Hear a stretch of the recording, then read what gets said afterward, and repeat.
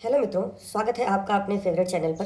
दोस्तों, इस वीडियो में हम एक नया टॉपिक स्टार्ट करेंगे, that is types of behaviour. तो चलिए शुरू करते हैं।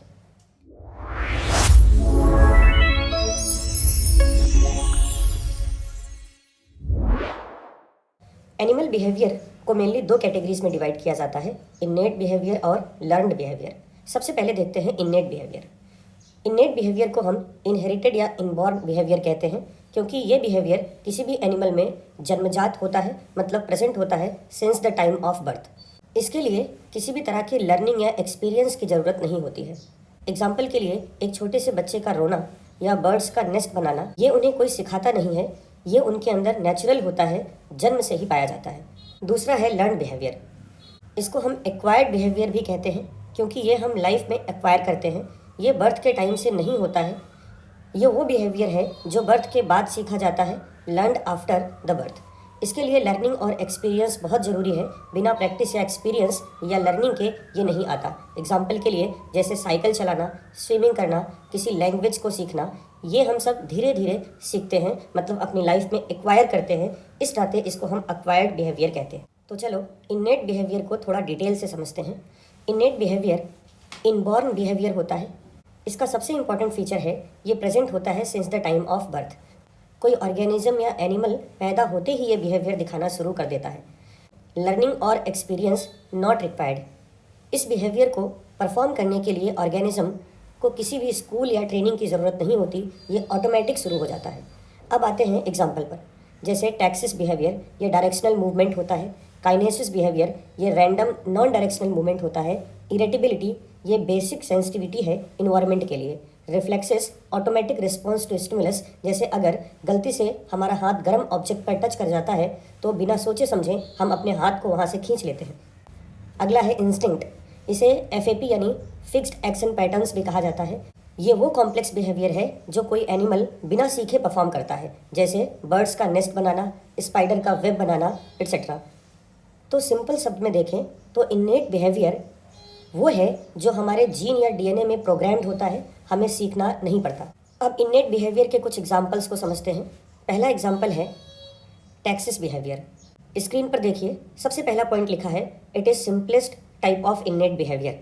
मतलब ये सबसे simple type of innate behaviour है जो एनिमल को सीखना नहीं पड़ता, ये उनके अंदर नेचुरली होता है। अब सवाल आता है कि टैक्सिस बिहेवियर एग्जैक्टली है क्या। ये डायरेक्शनल होता है। इसका मतलब है movement in a specific direction. जब कोई किसी स्टिमुलस जैसे लाइट, हीट या स्मेल को सेंस करता है तो वो या तो उसकी तरफ या उससे दूर मूवमेंट करता है। इस बेसिस पर हम इसे दो पार्ट में डिवाइड करते हैं। पहला, पॉजिटिव टैक्सिज्म।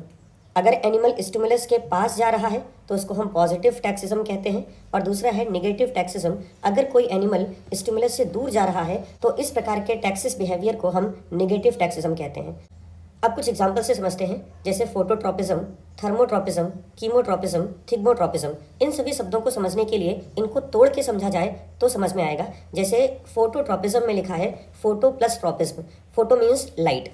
अगर कोई बिहेवियर लाइट स्टिमुलस के प्रति हो रहा है तो उसको हम फोटोट्रोपिज्म कहते हैं। जैसे मॉथ लाइट बल्ब के पास आते हैं तो मॉथ का लाइट के प्रति मूवमेंट एक प्रकार का फोटोट्रोपिज्म मूवमेंट है। दूसरा है थर्मोट्रोपिज्म। थर्मो मीन्स होता है टेम्परेचर या हीट। अगर हीट या टेम्परेचर के प्रति मूवमेंट है तो ऐसे टैक्सिस मूवमेंट को थर्मोट्रोपिज्म कहते हैं। कीमोट्रोपिज्म, कीमो का मतलब केमिकल, वो केमिकल स्टिमुलस के प्रति मूवमेंट हो रहा है तो उसको कीमोट्रोपिज्म कहते हैं। केमिकल के रिस्पॉन्स में मूवमेंट करना, जैसे आंट्स का फूड की स्मेल को फॉलो करना। टच के प्रति जो मूवमेंट है उसको थिग्मोट्रोपिज्म कहते हैं। So simply saying, taxis is all about direction. किसी चीज़ के पास जाना या उससे बचकर दूर भागना टैक्सिज्म कहलाता है। Now come to the next example of innate behaviour, it is kinesis. अभी हमने टैक्सिस को समझा, वो एक डायरेक्शनल बिहेवियर होता है, बट काइनेसिस एक नॉन डायरेक्शनल बिहेवियर होता है। टैक्सिस में मूवमेंट की डायरेक्शन फिक्स्ड होती है, या तो स्टिमुलस की तरफ या स्टिमुलस से दूर। लेकिन काइनेसिस में ऐसा नहीं होता।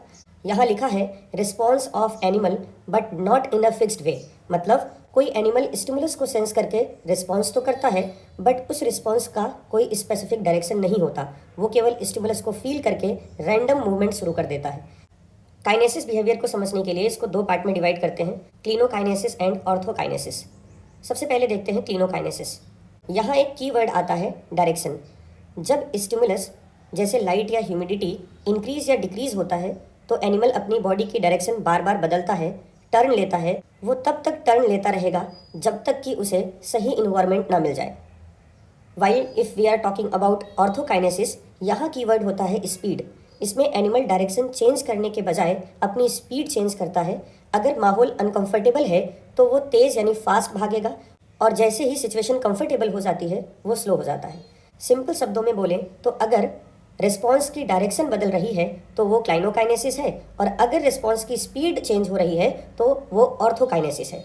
इन्नेट बिहेवियर का नेक्स्ट एग्जांपल इरिटेबिलिटी। देखो, नॉर्मल सिचुएशन में हम किसी चीज़ पर नॉर्मल रिएक्ट करते हैं, लेकिन जब रिएक्शन ज़रूरत से ज़्यादा हो या बहुत सेंसिटिव हो तो उसे बायोलॉजिकली इरिटेबिलिटी कहा जाता है। अब हम इसको कुछ एग्जांपल से देखते हैं ताकि ये हमें और थोड़ा क्लियर हो। जैसे पहला एग्जांपल है एंजाइटी। जब कोई इंसान एनॉक्सियस होता है तो वो एक छोटी सी प्रॉब्लम पर बहुत ज़्यादा वरीड हो जाता है। ये एक एक्सेसिव रिस्पॉन्स है। अगला एक छोटा सा एग्जांपल है फीवर।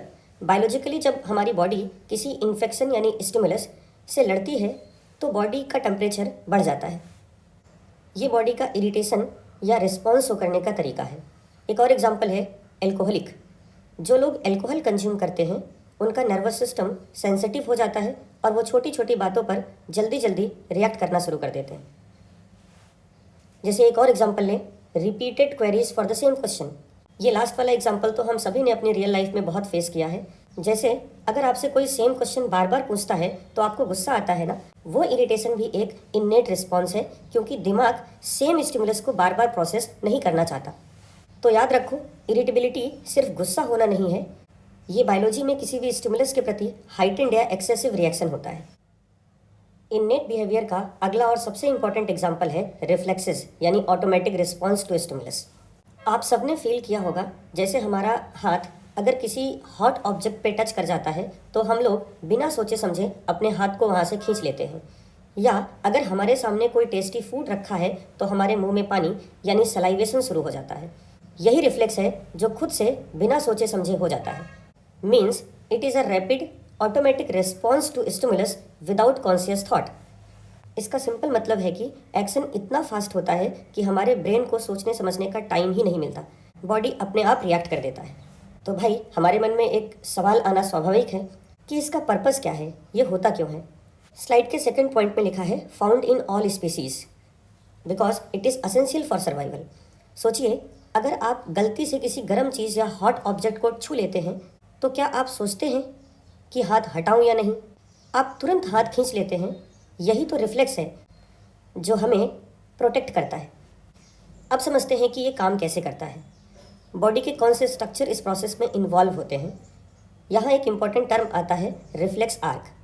इस प्रोसेस में सिग्नल ब्रेन तक जाने के बजाय सीधा स्पाइनल कॉर्ड से प्रोसेस होकर के वापस आ जाता है। सेंसरी न्यूरॉन्स सिग्नल लेके जाती हैं, स्पाइनल कॉर्ड डिसीजन लेता है और मोटर न्यूरॉन्स एक्शन करवा देता है।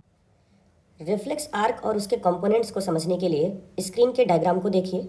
जैसे ये हमारा हाथ है, हमारे हाथ की स्किन में कुछ हीट और पेन रिसेप्टर्स पाए जाते हैं। जैसे ही हमारा हाथ किसी हॉट ऑब्जेक्ट के कांटेक्ट में आता है तो हमारी हाथों की सेंसरी न्यूरॉन्स इस मैसेज को सीधा हमारे सीएनएस यानी कि स्पाइनल कॉर्ड तक भेज देती हैं।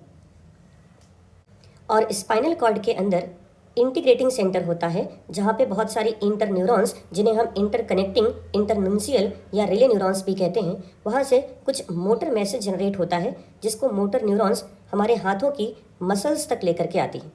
हमारी हाथ की मसल्स कॉन्ट्रैक्ट होती हैं और हमारा हाथ उस हॉट ऑब्जेक्ट से हट जाता है। इसी पूरे रिस्पॉन्स को हम रिफ्लेक्स एक्शन कहते हैं, और इस रिस्पॉन्स में ये जो पूरा पाथ क्रिएट हो रहा है इसको हम रिफ्लेक्स आर्क के नाम से जानते हैं। रिफ्लेक्स आर्क में कौन कौन से कंपोनेंट होते हैं आपको ये भी ध्यान रखना है। जैसे सेंसरी रिसेप्टर, हमारा हाथ जो किसी स्टिमुलस को जैसे हीट, टच, पेन को सेंस करता है। सेंसरी न्यूरॉन्स या अफरेंट न्यूरॉन्स जो इस मैसेज को सीएनएस तक लेके जाती हैं। सीएनएस यानी स्पाइनल कॉर्ड के अंदर इंटीग्रेटिंग सेंटर जहाँ पे इंटर न्यूरॉन्स एक या एक से ज़्यादा होती हैं। मोटर न्यूरॉन या इफरेंट न्यूरॉन जो सीएनएस के ऑर्डर को आगे कैरी फॉरवर्ड करता है। इफेक्टर ऑर्गन उसे कहते हैं जहाँ पे इस रिफ्लेक्स एक्शन का रिस्पॉन्स देखने को मिलता है, जैसे हमारी हाथों की मसल्स या फिर हमारी ग्लैंड्स। तो रिफ्लेक्स आर्क के 5 कंपोनेंट हो गए: सेंसरी रिसेप्टर, सेंसरी न्यूरॉन या afferent neuron, integrating centre of CNS मतलब स्पाइनल कॉर्ड, मोटर न्यूरॉन या इफरेंट न्यूरॉन और इफेक्टर ऑर्गन।